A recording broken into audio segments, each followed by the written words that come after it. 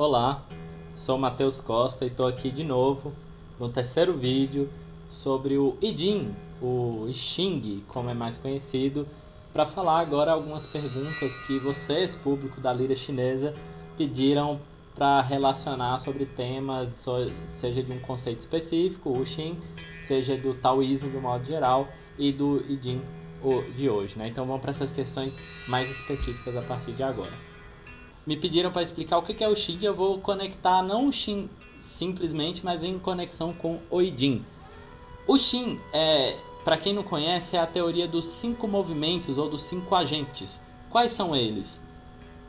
Na ordem de nascimento: madeira, fogo, terra, metal, água. Esses 5 agentes ou 5 movimentos, que às vezes são chamados erroneamente de elementos, eles têm um ciclo de geração, que é esse ciclo que eu falei, tem um ciclo de controle, que é o ciclo contrário. Não é contrário exatamente, mas é um ciclo, por exemplo, a água controla o fogo controla o metal corta a madeira pode deteriorar a terra, e a terra consegue represar a água. Então existe esse entendimento desde a antiguidade chinesa. Esse entendimento do Xin, assim como de uma ideia que está muito conectada historicamente a ele na história do pensamento chinês, a noção de Yin Yang, eles podem ser encontrados inclusive associados, no caso do Yin Yang, ao Yijing, e no caso do Xin, a um outro clássico que é considerado tanto confuciano como da história chinesa como um todo, que é o clássico da história, o clássico dos documentos, o Shujing. E assim como existem esses clássicos, também teve um pensador muito famoso da antiguidade chamado Zhou Yan, que era o grande nome da escola Yin Yang, ou seja, da escola dos naturalistas, da escola do pensamento Yang e o Xin. Muita gente até coloca esse Xin a mais, né? Esses 5 agentes como parte integrante dessa escola. É uma escola materialista, naturalista, no sentido específico desses termos, de que estava buscando pensar de como é que funcionam as relações materiais, as relações naturais à nossa volta. Como é que funciona a água, como é que o corpo humano funciona, como é que funciona a chuva, como é que funciona o plantio, como é que nós podemos explicar isso, como é que nós podemos interpretar isso. Inclusive, Joseph Needham chega a colocar eles como o início de um pensamento científico já na China antiga, né? Então, essa escola não teve textos autônomos, próprios, independentes que sobreviveu da antiguidade, mas eles tiveram essas suas ideias de alguma maneira disseminadas por todo o pensamento chinês, em especial na chamada escola Huanglao, que era conhecida por esse nome por misturar ideias ligadas à longevidade, à medicina chinesa, que eram atribuídas ao Imperador Amarelo, e as ideias de autocultivo, as ideias de alguma maneira de retiro da sociedade, do Lao Tzu, lá do famoso texto do Tao Te Ching. Então, alguns textos famosos dessa escola Huanglao são, por exemplo, o Huainan Zi, o mestre de Huainan. Então, um outro texto que pode ser direto ou indiretamente associado à escola Huanglao é o que é conhecido no Brasil como o clássico interno do Imperador Amarelo, aquele clássico lá da medicina chinesa. Esse clássico da medicina chinesa, que já foi produzido na dinastia Han, ele guardou uma série de conhecimentos dessa escola naturalista lá da antiguidade, assim como de outras escolas, claro, né? Inclusive, ela mesma já sendo uma inauguração de uma nova escola simultaneamente, né? Que é a escola da própria medicina chinesa, né? Que tem os textos e clássicos próprios. Agora, o que tudo isso tem a ver com o Yijing? Paralelamente ao conhecimento do Yin Yang, que você sabe que já tem uma relação com o Yijing e com o Xin, foi sendo criado também toda uma tradição exegética, ou seja, de interpretação do Yijing. Aos poucos, na dinastia Han, essas ideias foram se juntando. E essas ideias geraram a seguinte questão. Lembra que eu falei no vídeo anterior do Bagua, dos 8 trigramas? Então, esses 8 trigramas vão ser conectados tardiamente ali na dinastia Han, principalmente, pode ser que alguém tenha conectado antes disso, mas o mais certo de se dizer, o mais sem dúvidas que se pode falar, é que aconteceu na dinastia Han. E eu trouxe aqui essa imagem para vocês verem como os trigramas foram conectados à ideia de Shin. Então, como vocês podem ver, tem alguns eixos. A água e o fogo são eles mesmos. A água, o trigrama água e o trigrama fogo têm os seus próprios elementos, né, correspondentes.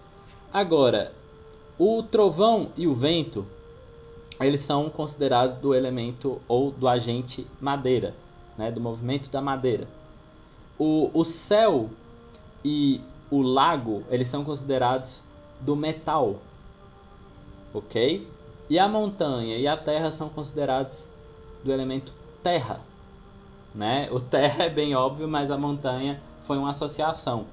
Vocês podem ver também outros baguá, como eu trouxe esse aqui para vocês, que são um pouco mais complexos, que vão mostrar uma série de outras correlações. As correlações não são apenas entre o Shin e o baguá. Então, as 8 imagens e os 5 movimentos ou 5 agentes. Existem muitas outras associações. Por exemplo, de direções, né? Existem associações de temperamentos, de animais. E onde isso está? Em um dos clássicos da... Lembra que eu falei no vídeo anterior das 10 asas que são atribuídas a Confúcio, as 10 asas interpretativas do I Ching? Uma delas fala especificamente sobre os trigramas. Nesse texto aqui, o I Ching, Alquimia dos Números, do sacerdote daoísta U Di Chan, né, chamado em português como Mestre Chen, ele traduz essa parte especificamente, né, o discurso sobre os trigramas, e vale a pena bastante a leitura porque é uma tradução direta, né? Você concordando ou não com os argumentos dele, você tem ali uma tradução para ler como é que uma parte do I Ching, uma parte interpretativa canônica do I Ching é escrita, como é que se pensa, como é que a própria tradição chinesa se pensa. E qual é a influência do taoísmo na cultura chinesa atual? Bem, eu vou também relacionar isso com o I Ching agora e vou finalizar. A grande síntese é que o daoísmo pode ser visto como uma tradição que uniu pensamento cosmológico da China antiga, daquela tradição lá da escola do Yin Yang, uniu o pensamento divinatório, que a gente sabe que tem pelo menos uns 3.500 anos, dos ossos de oraculares, uniu um pensamento médico que buscava não só a cura, mas também a longevidade, uniu um pensamento mágico, sobretudo dos Fanshi, né, que eram inclusive os adivinhos lá, que acabaram se tornando uma certa elite espiritual que sabia fazer as adivinhações e prestava esse serviço às elites. E um grande exemplo que eu já citei é o próprio Wei Boyan, ali do final da dinastia Han, em que começa a fazer uma conexão entre os trigramas, que eu já mostrei aqui, posso mostrar novamente, uma conexão dos trigramas com a ideia de Neidan, a ideia de, na verdade só Dan, de alquimia interna, a busca por uma transformação do ser. Não necessariamente ele usou esse termo, mas ele abre margem para essa tradução de começar a entender como os trigramas têm relação com o corpo humano e a busca por imortalidade. Ou seja, os trigramas estão mostrando uma certa configuração do mundo, nós também estamos mostrando uma configuração interna do corpo humano. E é possível, através desse estudo das mutações internas, saber como direcionar um certo tipo de comportamento, de alimentação, de atitude, de práticas de respiração, de práticas de visualização mental para conseguir maior longevidade. Então, como eu já disse antes, os daoístas estão mantendo o estudo do I desde o Wei Boyan e provavelmente até antes, né? E mantiveram durante toda a história chinesa esse estudo do I voltado para essa noção de longevidade, de saúde, mas também de uma imortalidade espiritual mesmo, imortalidade nos céus daoístas, que é no plural mesmo. Então, de certa maneira, os daoístas se tornaram um repositório da cultura do I Ching, da cultura do estudo do I, mais do que o I Ching, na verdade. Eu tive a oportunidade de fazer um curso com Eva Wong, que é uma famosa mestra daoísta, em que ela diz que claramente que uma coisa é o estudo das mutações, outra coisa é o estudo do I Ching. O I Ching é uma obra, com seu cânone lá das 10 asas, com o formato específico. Outra coisa é o estudo das mutações. A qual o I Ching é a referência central, mas não é a única. Como vocês podem lembrar, existem inclusive outras obras divinatórias pós-I Ching e pré-I Ching. Um desses autores, né, que eu deixei aí para vocês, chega a mostrar quais são outras obras divinatórias que encontraram em achados arqueológicos recentíssimos, tá? Das últimas décadas. Então, uma coisa muito interessante é que Isabelle Robinet, né, essa autora dessa obra aqui, que ela é uma das principais historiadoras do daoísmo, a cientista da religião francesa, ela vai dizer que existe historicamente no daoísmo a correlação entre trigramas e corpo humano, que eu já falei um pouquinho aqui, que eu já apontei. Mas mais do que isso, além da relação com o corpo humano que gerou práticas alquímicas, também tem associações dos trigramas com rituais, por exemplo, em roupas tradicionais de sacerdotes taoístas, nos altares, por exemplo, divindades, né? Imagens das divindades, pode-se ter trigramas ali. Quem conhece o taoísmo já viu, procure altar taoísta em outras línguas, em inglês, em espanhol, vocês vão encontrar também imagens de divindades e vocês podem checar que tem lá trigramas de vez em quando, né? Outro exemplo é o próprio uso, diferente um pouco do primeiro caso, mas do I Ching para o Neidan. Então, não só dos trigramas, mas de todo o I Ching, do estudo do I Ching, para fazer uma alquimia interna, uma transformação. Então, a partir das lições do I Ching, a partir de certas perspectivas que o I Ching dá sobre como ser mais sábio, acredita-se que é possível, né, transcender-se até uma imortalidade, né, do ponto de vista de alguns daoístas, sobretudo a partir da dinastia Song. E, por fim, é importante dizer que... Lembra que eu falei de Shaoyong? O Shaoyong está numa linha específica, está numa linhagem daoísta de interpretação do I Ching, de um daoísta muito famoso chamado Chen Tuan. O Chen Tuan, ele é basicamente o grande autor, o grande intelectual da China e ao mesmo tempo praticante das artes daoístas, que vai buscar uma interpretação não do céu posterior, como ele é mais famoso, né, entre os intelectuais confucianos, mas ele vai buscar uma interpretação do céu anterior. E isso tem a ver mesmo com a própria perspectiva daoísta de entender o mundo, né? Ele está buscando a imortalidade, ele está buscando o retorno à raiz, está buscando o retorno ao Dao. Os confucianos estão buscando entender o Taiji agora, na configuração política social do nosso mundo, como nós o vemos e conhecemos agora. Os daoístas querem ir além desse mundo e voltar para um retorno ao próprio Dao, né? Ainda que isso passe por um processo gradual de transformações dependendo da linha taoísta.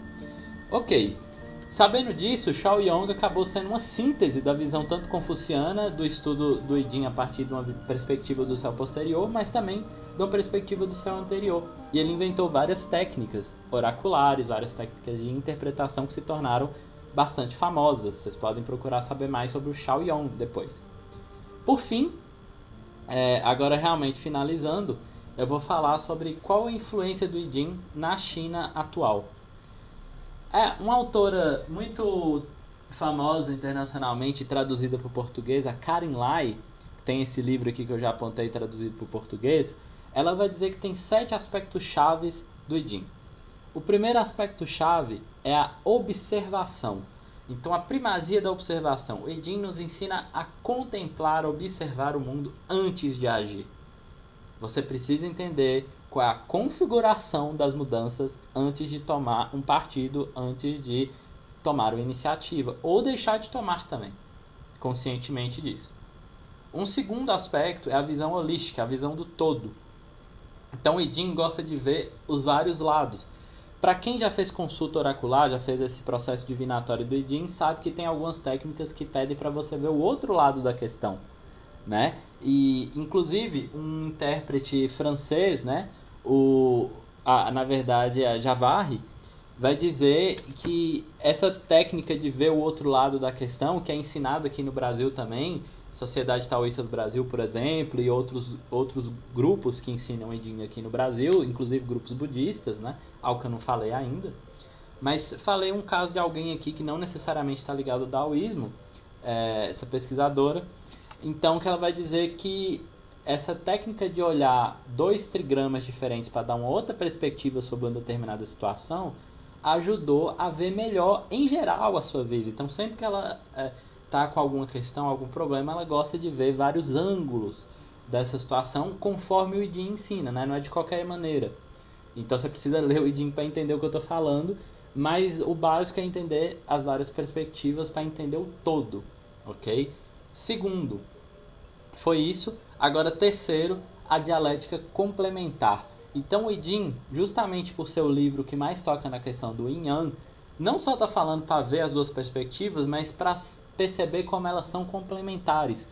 Como do auge vem a queda, como da queda depois pode vir também uma ascensão. Como da secura depois pode vir a umidade, como de uma situação caótica depois pode vir a ordem e vice-versa. Ela mostra numa situação dialética de ao mesmo tempo que de dois pontos que seriam no primeiro momento, no primeiro olhar contraditórios, mostra como eles são complementares, ok? E quarto ponto, a correlação micro-macro. Mostra como assim como tem as mudanças das estações, pode ter mudanças também do nosso comportamento, das nossas atitudes internas. Então essas correlações entre o mundo que nós observamos e a sociedade humana e o comportamento humano é também uma característica do I Ching. Quinto ponto, interpretação de correspondências. Então, a partir dessas correlações, o I Ching tem toda uma tradição de buscar a interpretação de como ocorrem essas correlações. Não só uma aceitação, não só uma observação dessas correlações, né? Uma associação no primeiro nível, mas também uma segunda interpretação de como isso pode ser benéfico ou não, pode ser virtuoso ou não. Tá? Não é só uma questão de perda ou ganho, mas uma questão também de saber o que é mais adequado para o conjunto das pessoas daquela situação. E quinto ponto, o I Ching fala também da inevitabilidade da mudança. O próprio Udi Chan, nesse livro aqui, Alquimia dos Números, fala que o I, da mesma forma que ele imediatamente tem um sentido de mutação, ele também está falando sobre o fato de que as coisas mudam e isso pode-se dizer que não vai mudar. Então o I Ching fala também de uma certa imutabilidade dessa regra da mutação. Então se tem alguma coisa que permanece, é a própria mutação. Entende? Então tem alguma coisa que permanece, um princípio por trás que permanece. Mas as coisas como nós observamos vão estar sempre mudando. Sétimo, orientações sábias adequadas. Vocês já devem ter percebido pelos pontos anteriores, mas basicamente o I Ching está falando de um certo senso de oportunidade, de um certo senso do que é adequado e do que não é adequado, do que cabe naquele momento e do que não cabe, do que cabe naquele grupo social e o que não daria certo. Então, sabendo disso, todos esses 7 aspectos continuam direto ou indiretamente, completamente ou parcialmente, na medicina chinesa, nas várias filosofias tradicionais, daoísta, confuciana, moísta e até legalista, por que não? Na poesia, nas artes visuais, nas artes marciais, em especial o Tai Chi Chuan, o Baguazhang e o Xing Chuan, mas também Shaolin do Norte e também outras tradições, e nas religiões em especial, no daoísmo, budismo e novas religiões chinesas que têm bastante influência do confucionismo, né? Mas que são já que alguns autores vão chamar de um confucionismo popular, tá? Então, assim, o daoísmo eu já falei bastante, o budismo que eu só dei um apontamento anteriormente, justamente por se adaptar ao mundo chinês e por ter chineses que gostavam do I Ching e eram budistas, começou-se a se ter interpretações budistas do I Ching. Inclusive, algumas delas chegaram no Brasil. Vocês podem procurar na internet assim, interpretação budista do I Ching, que vocês vão encontrar alguma coisa também.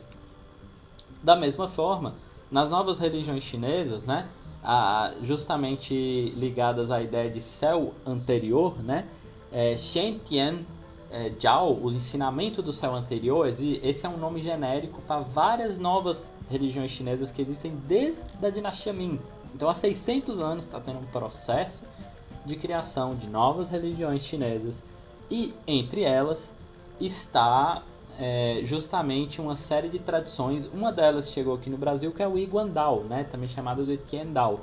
Essas tradições, elas não são exatamente abertas em algumas linhagens. Elas têm linhagens, né, têm subdivisões internas. Algumas dessas algumas dessas linhagens são bastante abertas. Por exemplo, tem uma no estado de São Paulo, assim. Mas você vai encontrar, na verdade, essas tradições ligadas a famílias, ligadas a contatos diretos, a apresentações pessoais. Então, o que eu posso afirmar a partir do estudo, do que tem disponível em vários artigos sobre essas tradições, é que elas também incluem o estudo do Idim. Um exemplo é que o próprio altar delas é uma representação do Baguá, dos 8 trigramas. Então, realmente, o Idim continua impactando toda cultura chinesa, ou pelo menos grande parte da cultura chinesa tradicional, se toda for uma palavra muito forte.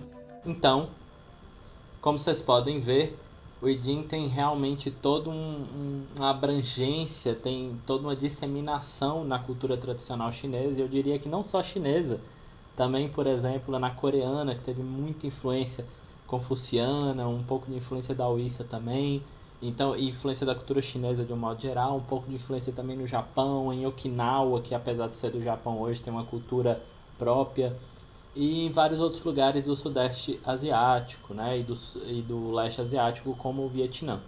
Então o Idim hoje realmente tem um impacto muito grande, não só na China, mas em toda a cultura chinesa, onde ela estiver e onde ela influenciou.